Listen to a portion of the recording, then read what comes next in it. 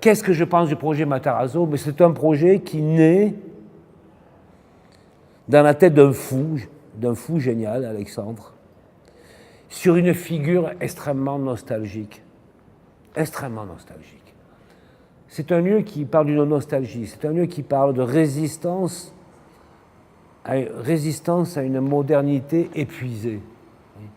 Et évidemment, ce projet culturel s'accompagne d'un projet politique, économique et social qui a pour objet de défendre des emplois territorialisés, des vrais métiers, avec des vrais travailleurs, avec des vrais noms.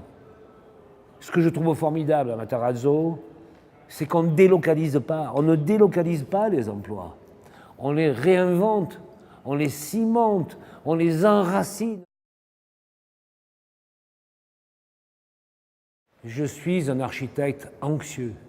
Vous savez ce que c'est qu'un architecte inquiet? Un architecte qui a peur lorsqu'il travaille. J'essaye de rendre le monde meilleur, voilà. Et j'essaye de faire en sorte que le contexte puisse encore être sauvé. J'ai eu la chance de faire beaucoup de musées. Le musée Jean Cocteau à Menton, le musée national des civilisations de l'Europe et de la Méditerranée, le MUSEM à Marseille, l'agrandissement du Louvre à Paris. Chaque projet, que ce soit une salle de spectacle ou que ce soit un musée, est un projet contextuel. Contextuel. Le récit, la narration,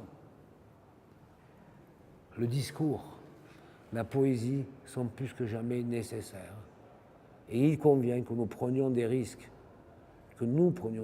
pour cela, si l'on veut laisser à nos enfants un futur signifiant qui ne soit pas totalement dévoré par la barbarie, par la pornographie de la globalisation.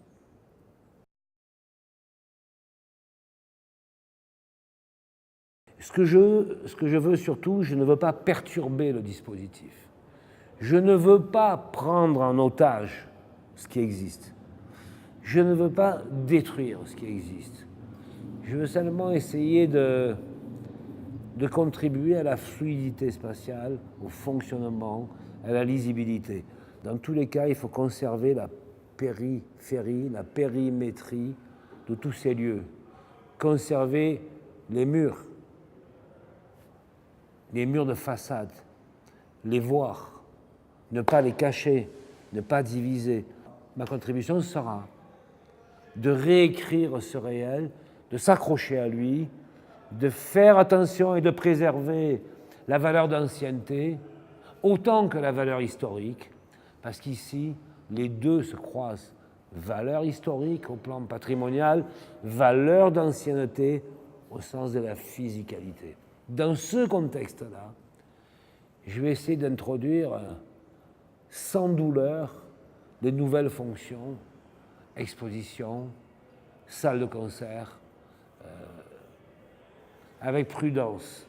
Je dis bien avec prudence et efficacité.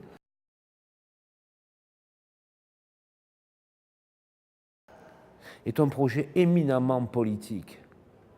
Il rappelle au Brésil, comme il pourrait rappeler à d'autres pays, à la France aussi, qu'il faut travailler avec ses ressources propres, du point de vue de l'industrie de la construction, qu'il faut travailler avec ses sachants.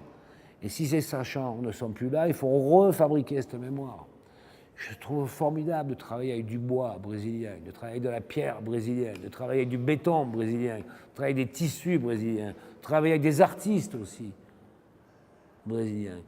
C'est un projet pour le Brésil. Quelle chance, São Paulo, d'avoir Alexandre Allard, ce fou. C'est un missionnaire. C'est un missionnaire. Voilà. Wow.